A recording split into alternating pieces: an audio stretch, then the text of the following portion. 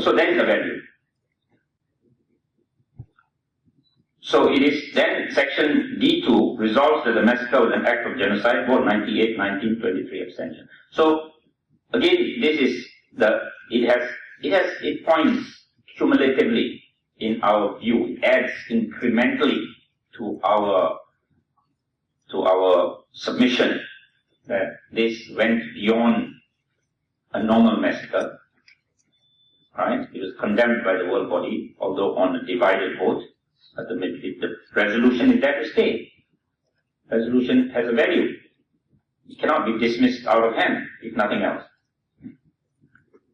Now, then of course we had also, I referred at my page, right at the bottom of page 13 of my submission to the Sean McBride report, 1983. I won't label this point. The book is available, as is the comments in relation to that trial, to the trial before an international commission. This was set up to inquire into the reported violations of international law by Israel during its invasion of Lebanon. And I won't label the point except to say that it did not come to a conclusion that it was genocide. There is reasons for that. But 4 of the commission's 6 members concluded that Israel embarked on deliberate destruction of the national and cultural rights and identity of the Palestinian people, amounting to genocide. Now then we come to another big event for which we had led evidence, which is I'm now at my page 16. This was the Operation Kaslet in 2008, and we had evidence through, is referred to in Chomsky and Pepe's book. I have identified this. I'm looking at item 8, paragraph 8 of my submission, right at the bottom of page 16. And we had Professor Pape recognized that in February 2008, Israel's defense minister said Palestinians risk a Shoah. And this, he said, meant nothing else but a Holocaust. And a Holocaust, this is derived from the Greek word holos, meaning completely, and kaustos, meaning burnt. And this was used in ancient Greece to refer to the complete burning of a sacrificial offering to a divinity. So it has some religious connotation, and so there is some inclination in Jewish literature to refer to the Holocaust as Shoah. And so we have Ilan Pape saying, who is a Jew, he's taught in a Jewish university. He even, as his CV that he submitted shows, he even ran for the Knesset, which is their equivalent of their House of Representatives, their parliament. He said it means nothing else but Holocaust. So we had this. The attack was meticulously planned for 6 months. A Holocaust, according to Israeli press, that was quoted by Professor Ilan in his testimony. And he says this was largely to rectify their Lebanon defeat, because if you recall, in Lebanon they had to withdraw, right? So in December, so this was in February, Defense Minister said February 2008, there's going to be a Shoah. And 6 months later, they launched Operation Kaslet. Within minutes, air raids killed 225 people in the most densely populated city. One of the most densely, if not the most densely populated city in the world. There is nowhere to run. It is under siege. On the left side is the Mediterranean. On the right side is Israel. On the top is Israel, and the bottom is Egypt. It's a small strip of land in which live now about 2 million people. And the shores, there is a siege. To quote Ilan Pape, he agreed it was one of the biggest prisons in the world with a key thrown away. And he was quoting John Dugard, who was the UN Special Rapporteur. Right? It's not even a prison where there is a key that can be opened. The key thrown away. Now, fishermen can't go beyond a certain limit. Construction material cannot come in. This is the starvation of a population on a slow and steady basis, what I call one of the most carefully engineered, slow and steady holocaust of the Palestinian population. So can you imagine, there's no way out. Our Samonis, the two Samonis, couldn't come here because there is a problem in Egypt and there's no way out. And to get out, you need a permit. To get in, you need a permit. Fishermen cannot go out beyond 3 miles limit, and many times they are shot even if they venture within that area itself. Our ship that went here to try to build humanitarian aid to Gaza was not allowed in. They were building construction materials. The first ship that went there, people were killed. It resulted in break of relations between Turkey and Israel, but Israel does not care. They will not allow building materials unless and on terms that they decide. So this is the genocide that we're talking about. Now, in the Kaslet operation, they used all kinds, to test all these materials. Israel is one of the most sophisticated weaponry in the world. Of course, they are the only one who will not say whether they have nuclear or not, but everybody knows that they are one of the most nuclear armed, and they are the only ones who are exempt from any sanctions from continuing to develop these nuclear weapons, as we know. Iran, for protesting year after year that they're doing it for civilian purposes, are subject to sanctions. So in Gaza, they used this weaponry. One of the weaponry that was used was white phosphorus. And Your Honor did ask about the role of white phosphorus. In fact, I was wrong when I said it is it is banned in civilian areas by a protocol. And if I could just tender this document by Human Rights Watch called Rain of Fire, Israel's unlawful use of white phosphorus in Gaza.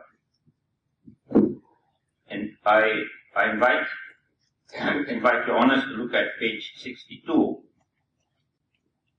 And right at the bottom, white phosphorus and law on incendiary weapons, Protocol 3 to the Convention on Conventional Weapons, CCW, regulates the use of incendiary weapons. The protocol defines incendiary weapons as any weapon or overleaf or munition which is primarily designed to set fire to objects or to cause burn injury to persons through the action of flame, heat, or a combination thereof, produced by a chemical reaction of a substance delivered on the target.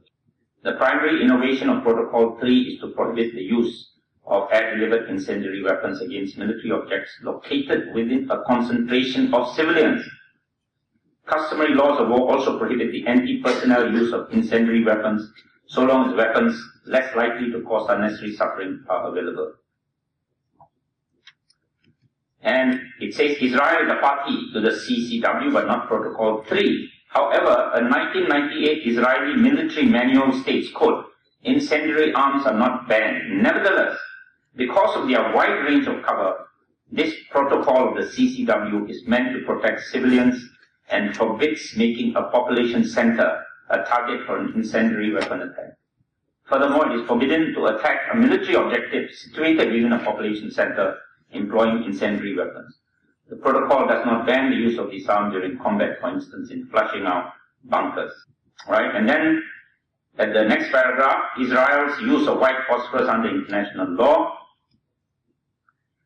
It says, Israel's use of white phosphorus munitions during the armed conflict in Gaza violated international humanitarian law in two distinct ways. First, the IDF's general use of airburst white phosphorus as an apparent obscurant in densely populated areas of Gaza violated the obligation to take all feasible precautions to minimize harm to civilians and to civilian objects. Second, the IDF's use of airburst white phosphorus in specific instances causing civilian casualties, violated the prohibition against indiscriminate or disproportionate attacks.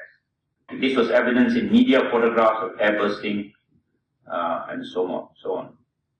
And if you look at, and they even bombed the UNRWA compound in Gaza City, the IDF kept firing white phosphorus despite repeated warnings from UN personnel about the danger to civilians. And I think there's a colorful photograph. If you look at page, to see what it is and how it can affect. If you look at page 22, starting at 22, yes, 22 and 23, you'll see it's like fireworks that rain down. That's why this is called rain of fire. Then there are so many other photographs of the damage caused by Kaslet. So these hospitals were attacked with white phosphorus.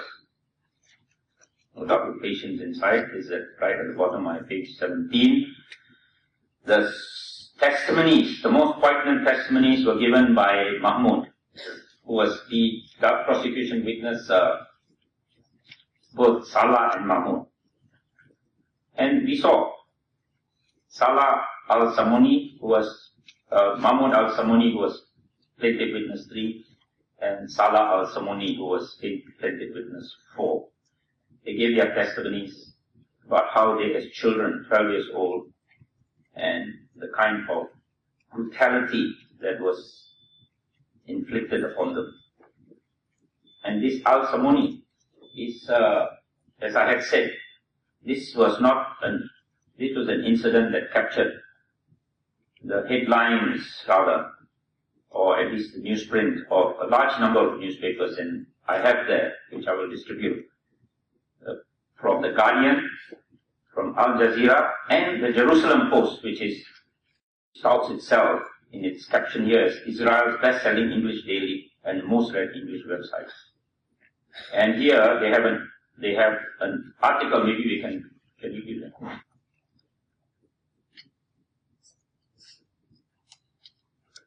And if we look at the Jerusalem Post, because even if in Israel they are saying this, I think we have to take notice. If you look at the Jerusalem Post, paragraph 4, they narrate the facts.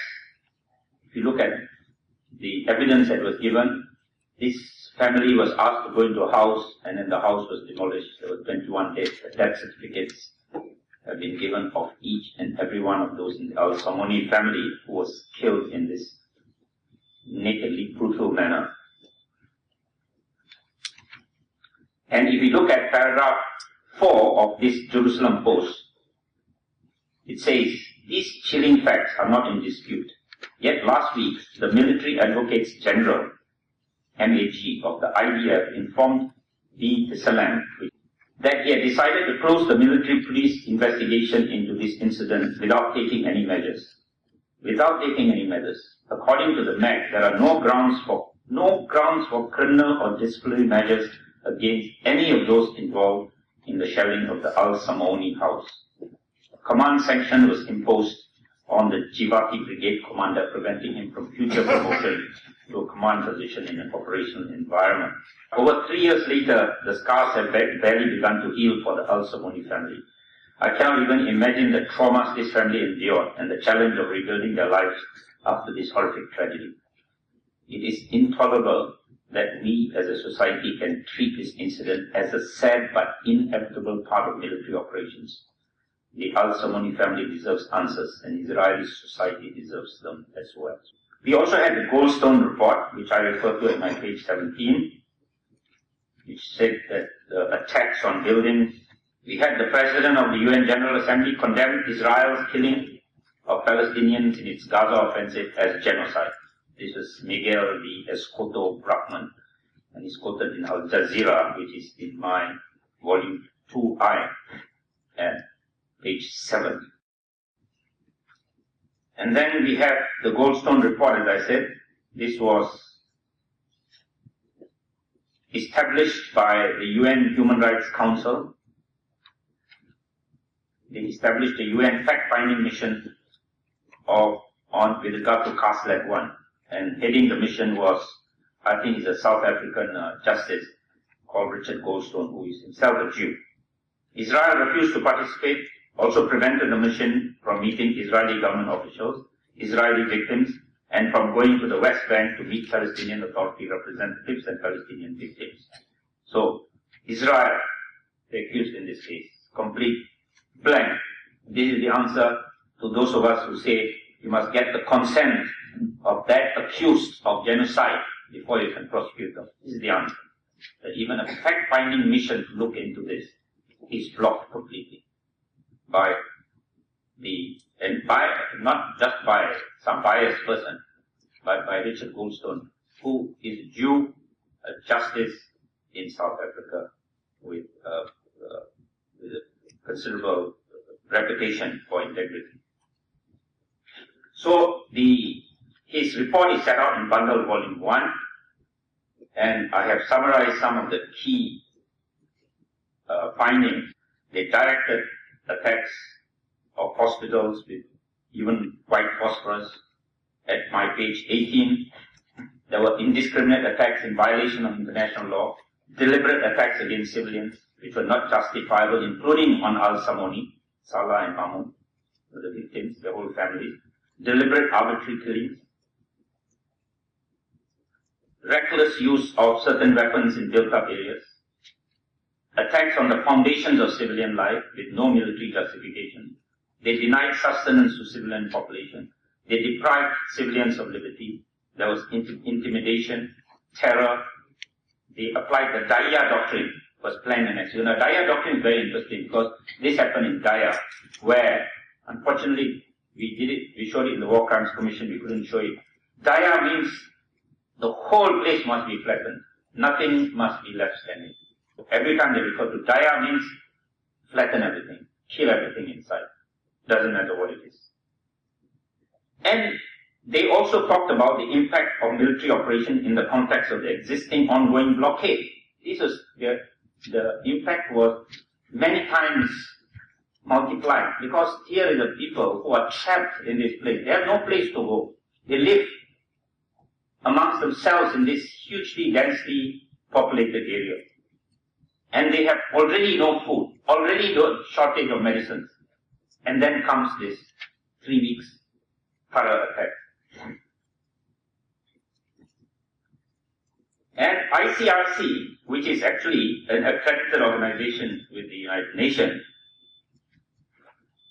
this is my page 18, and I've got it in my bundle 2I, right? They said nowhere in Gaza was safe for civilians, and usually they don't speak up in these terms, but even they spoke up. This is their report. It is in their report, ICRC report, Gaza, 1.5 million people trapped in despair, June 2009. We have disclosed or enclosed this report in our bundle 2I, item 4. Amnesty International also had a report called Israel Gaza, Operation Kaslet, 22 Days of Death and Destruction, 2009. And they refer to the wanton and unjustified attacks on civilians and civilian objects as war crimes. And they talked at their para 3.1, homes destroyed without justification. Para 3.2, public buildings destroyed without justification. A fragile economy ruined. A destruction of vast areas of cultivated land. And they've not allowed the reconstruction unless at their whims. So, this is, we choose justice to item. Any one of these items is sufficient to justify genocide in our respectful submission. But this is continuing because, and I come to my page 19, as Professor Ilan Pape showed, they have these fancy names for these operations, an insult to nature, an insult to mankind. In fact, these areas like Gaza, despite living on the Mediterranean, the scarcity of water, scarcity of rain, and they call it first rains, Operation Summer Rains, autumn clouds. And this is which was referred to by John Lugard as creating the present and throwing the key into the sea. First rains, 2005. Operation Summer Rain, June 2006 to November 26, June to November. Autumn clouds, 1.5 years, 1.5 months later, another one, which ended in May end of 2007 started. And then, of course, October 2008, they had the Daya Doctrine, which Goldstone report refers to. So this policy, this Daya Doctrine, a policy becomes a strategy. Now I then come to the other matters, the cultural and religious, at page 19, cultural and religious destruction. I won't labor this point except to say that they rename villages, destroy places of worship. Economic and physical has been put forward in the ICRC report, in the UNCTAD report, which is also a UN organization, which gives assistance to the Palestinian peoples. There's a report by UNICE, also a United Nations organization, on Gaza in 2020, a livable place, question mark. The habitability of the 1.7 million people of Gaza at risk, and the most recent one is a 2013 report by the UN, by the Special Rapporteur on the Situation of Human Rights in the Palestinian Territories. This is bundle 2I, item 9. And he says that the report earlier of various UN bodies which says that, Gaza people are at risk after 2020. And he says this is a very optimistic prediction because it could come even much earlier. In other words, it will not even be habitable, not even be livable. Right? And I quote from this report by the Special Rapporteur.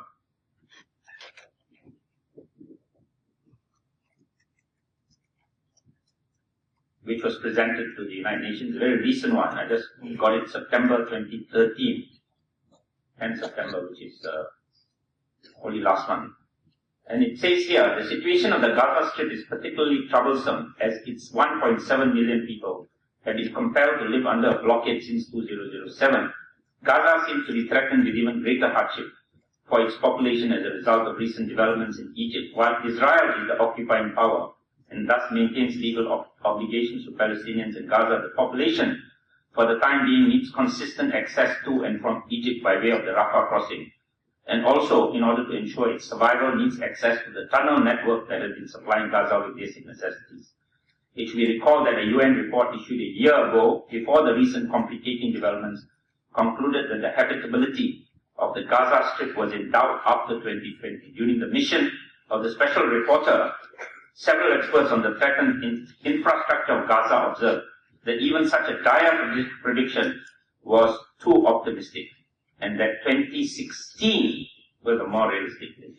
Now, as we know, Article 2, Item 3 talks about creating conditions of life intended to destroy the group. This also contributes. And here we have the UN itself saying, will not even be habitable for them. This, in our respectful submission, makes a very strong case for suggesting that the conditions of life that have been created, coupled with the attacks, the killing, the maiming, the destruction of the economy, suggests genocide in very clear terms. And of course, we have the freedom of movement is severely restricted. The Wall ICJ case of July 2004, Israel as an occupying, the ICJ, the International Court of Justice, and as I said, Israel participated in this. Israel as an occupying power, it had in that context no basis of right of self-defense. That claim was dismissed. So this is an answer to the question that they need to protect themselves. Self-defense, they dismissed this. and said that Israel must comply with international obligations and must cease forthwith the construction of the wall. But of course, they have not done that. In fact, they have every plan to extend the wall. We had no time to show how the building of the wall and the building of roads, how it encroaches into life. And of course, we saw when Jawad gave his testimony, the videos on the checkpoints in the West Bank. We saw that incredible condition. There are 730. I pause here to say that only 2 or 3 of our witnesses were cross-examined. The effect of that is that the rest of the testimony of our witnesses has to be accepted. Because once you do not challenge testimony, then according to most fundamental ordinary principles of criminal jurisprudence, those facts then are established because they have not been controverted. And so we had the testimony of Jawad, who talked about, we had the testimony of Nabil, who talked about the checkpoints. We had the testimony of Tagrid, who talked about the incredible, and of course the video put it in visual perspective to see what this really means in terrible ways. And that video was P14. Then the right to water. Now this is something quite incredulous. Now West Bank, and this is also in the report that I just referred to just now, the human rights report. Yes. Just for the sake of record, Professor Vidya, these checkpoints, are they on Israeli territory or Palestinian territory? What are these people doing, moving from one state to another, from within their own land? Yeah, sorry. As we showed in our map at volume 1, page 2, the West Bank itself is divided into A, B, and C. For the green map, the West Bank, the green map, within that territory itself, inside the border there's a red line, is a wall. Then inside of these territories, so they've got A, which are the cities. So you have Nablus, you have Jenin, you have all these places, Bethlehem and so on. So the cities and the area immediately surrounding the city is called category A. Category A means they can move within that city itself. Okay, C is that rest of the part that connects, covers a large part of that land. So that is why when people are saying, I'm just going to Jenin, I'm going to my house, that was traveling from one city to another city, or to the outskirts, the village. Yeah, from the village and you want to go to the city. So here you have A, B, and C. So the cities are the part that is okay. Then the C is the rest of the areas that you can see break up everything else. Alright? So if you want to travel, then you have to get permits. So we saw the problem that happened. You know, the poignant story of the mother who had to leave her children because they told her, she said this is the original, they said no, this is the copy. And so you have to go back to the deed. There's no arguing. You have to go back, and she didn't want to bring the children back. One single mother with 3 children. And so she told the eldest of the child, no, this is the state, this is the condition of life. And if this is not creating conditions of life to make life impossible to live, be here. Half a day without electricity, I think my life is going to come to an end. Now, these people are suffering. This is the condition that is being created on a daily basis. As I said, 2 days ago, Gaza strikes again. At will.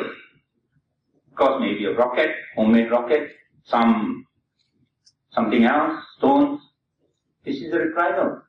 We don't call this genocide. Then what is our role in society as civilized people? Stand by and watch this as some kind of a parlor game. And these are real faces. They come here knowing that we do not have powers of enforcement, but to come and give their version. Because nobody else is listening. We have one of the witnesses say. So we have here Dr. Walid, we have Tagrid, we have Shahira, we have Nabil, all of them, human faces to this incredulous crime that is being committed against